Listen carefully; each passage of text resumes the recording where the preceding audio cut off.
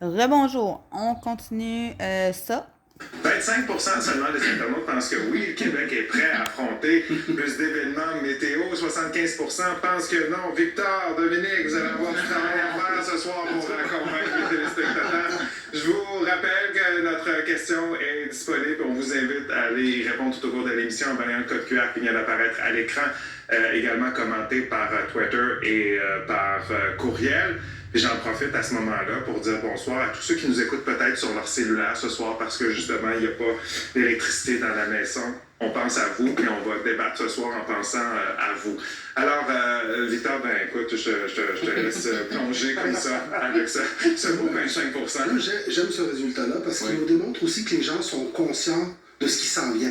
Et je pense que c'est là une première étape qui est extrêmement importante parce que oui, il y a des choses qui sont d'abord imprévisible, aussi inévitable, et à un moment donné, il y a une limite à ce que tu peux préparer. Il y a beaucoup de choses que tu peux préparer, mais une limite à ce que tu peux préparer dans le cas de catastrophes naturelles. Mais juste le fait que les gens soient conscients que ça s'en vient, que ça va augmenter, qu'on soit capable aussi d'augmenter cette capacité d'être résilient et qu'on se prépare mentalement à quelque chose de différent, juste là, c'est une prise de conscience qu'on n'avait pas il y a 10 ans. Je pense qu'à travers ça, on sent un niveau de préparation qui augmente. Et je reviens, chaque crise, le dérecho, la crise de l'Halloween, ce verglas-ci, à chaque fois, on améliore le processus, on se pose de nouvelles questions, on se met à jour. Et c'est ça aussi qui nous prépare à la prochaine crise, c'est la crise précédente. Donc, je pense que le fait d'être confronté va toujours nous mettre dans un processus d'amélioration.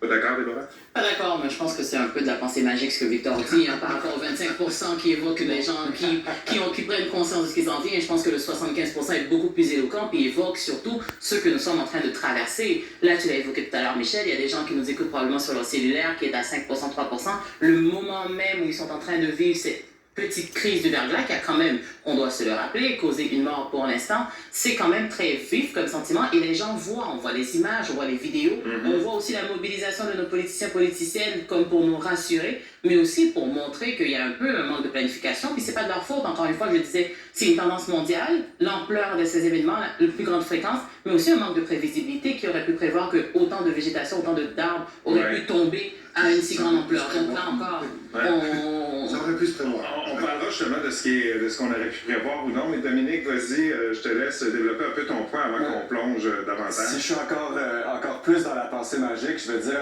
c'est juste le vote par anticipation qui est sorti puis qu'on a tout le reste de la soirée. Mais, blague à part, tu sais, je pense que si la semaine dernière, il y a 2 semaines, on s'était dit, écoutez, il va se passer quelque chose, un Québécois sur 8 va être privé d'électricité, puis 48 heures plus tard, l'entièreté ou presque de ceux qui ont perdu l'électricité vont être reconnectés, on se dirait, mon Dieu, c'est quand même une bonne performance. Là, c'est sûr, c'est émotif, on voit tout ce qui se passe autour de nous, on connaît plein de gens qui sont en ce moment dans une situation qui n'est pas très confortable. Alors évidemment qu'on se dit, mon Dieu, il faut en faire plus, il faut en faire plus. Sauf que faire plus, c'est quoi? Il y a des solutions qui commencent à jaillir. On parle notamment de l'enfouissement, puis je suis sûr qu'on va y revenir. Oui. Sauf que la réalité, c'est que on travaille avec les outils qu'on a, on travaille avec les sous qu'on a, et je pense que Hydro-Québec fait quand même un pas pire travail en ce moment dans des conditions qui sont très, très difficiles. Bon, monsieur Dancause, vous analysez ce genre de catastrophe, comment on réagit, les sociétés, comment réagissent à ce genre d'événements comme celui-là.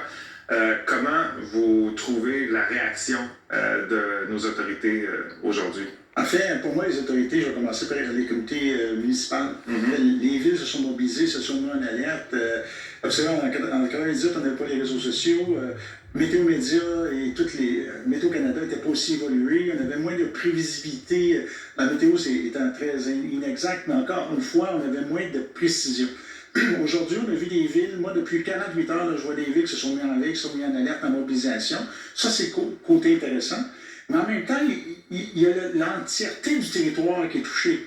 À un moment donné, on a beau dire, c'est la job d'Hydro-Québec de le faire, mais le citoyen, on ne parle pas du citoyen. Le citoyen a une responsabilité face à sa propre sécurité. Alors, de compter sur les voisins, ta famille, ma famille, Vox Pop, qui a des sous ici dans les poches, être résilient. On en a pas beaucoup, hein? Ben, c'est ça, j'ai constaté tantôt, c'est ça.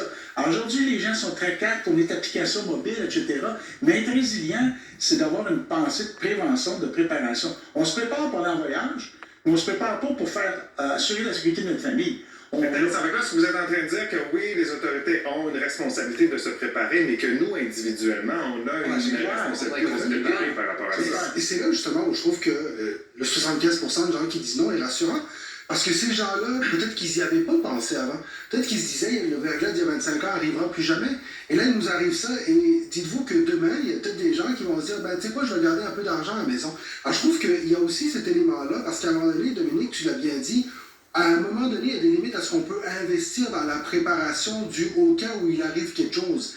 Et c'est pas de la pensée magique que se dire que la capacité de l'être humain à s'adapter, elle passe aussi par le fait de traverser des crises comme celle-là et d'apprendre de ça. Je pense que c'est ce qu'on est en train de faire à ce moment-ci. Je m'excuse, là, mais les gens n'apprennent pas, ils oublient. Exact. Dans la nature humaine, les gens ne veulent pas retenir des choses qui sont négatives. OK? Première affaire. Deuxième affaire, les compétences qu'on a acquises en 98 sont parties à la retraite.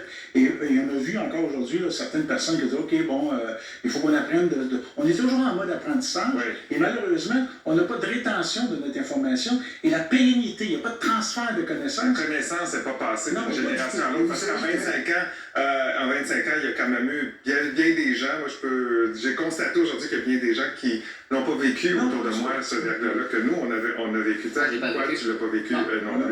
Bon, on s'arrête quelques minutes dans une pause. On poursuit, promis, Victor. Au retour, je vous rappelle notre question. Est-ce que le Québec est prêt à affronter davantage d'événements météo? Parce que oui, avec les changements climatiques, préparez-vous. Non, malheureusement, on n'est pas assez préparé, puis j'espère sérieusement que le monde, ils vont essayer de rentrer ça dans la tête une bonne fois pour toutes, qu'il faut que tu sois capable de subvenir à tes besoins au moins pendant plus de 2 semaines. Tout d'un coup, qu'il n'y a pas d'électricité, qu'il n'y a pas fuck all, une inondation, name it. Faut toujours être préparé à faire quelque chose pour se protéger, pour protéger sa famille, puis pour protéger des gens autour de soi. Tu sais, admettons, t'as une génératrice chez vous à gaz. Tout d'un coup, panne, s'il n'y a plus de gaz, ta génératrice, ça fonctionne comment? T'as plus de gaz. Name it, là. Tu sais, il faut toujours penser à quelque chose. Moi, je pense toujours au pire scénario. Un arbre tombe sur la maison, des éclairs qui pourraient frapper une maison pour la faire flamber. Une tornade détruirait une maison. Ça, tu sais, faut quand même... Tu sais, je sais pas si vous avez déjà vu à un moment donné, j'ai écouté un film, au fait, fin 2022, où est-ce qu'ils se sont cachés dans un réfrigérateur.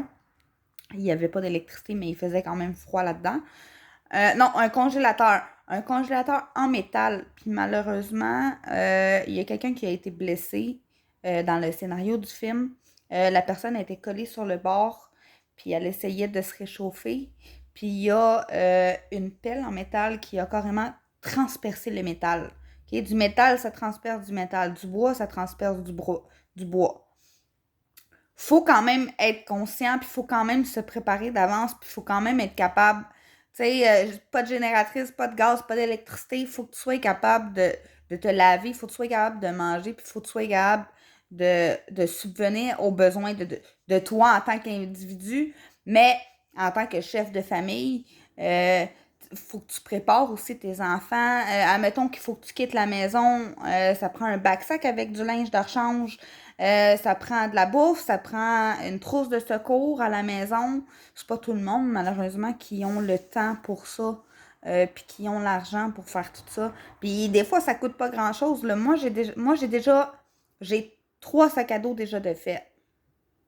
J'en ai un pour ma fille, j'en ai un pour moi, puis j'ai mon sac à dos de survie en permanence. Tout ce que j'ai à faire, c'est ramasser les sacs et quitter la maison. That's it, that's all. J'ai du stock pour à peu près survivre l'équivalent de 3 jours. Puis je sais à peu près un peu comment pêcher, comment chasser. Tu sais, en écoutant des vidéos puis en écoutant plein de trucs par rapport aux survivalistes, tu sais, comment allumer un feu, qu'est-ce qui reste allumé longtemps. Tu sais, faut quand même être préparé parce que oui, ça peut arriver. Puis oui, c'est pas tout le monde qui a le temps, puis c'est pas tout le monde qui a l'argent pour investir dans des trucs comme ça. Mais sérieusement, il faudrait vraiment le faire. Sur ça, non, on n'est pas prête. De 2, partagez, likez, commentez. N'oubliez pas, tout commentaire est bon, que ce soit positif ou négatif. Il y a toujours quelque chose de bon à apprendre. Passez une excellente journée, les amis.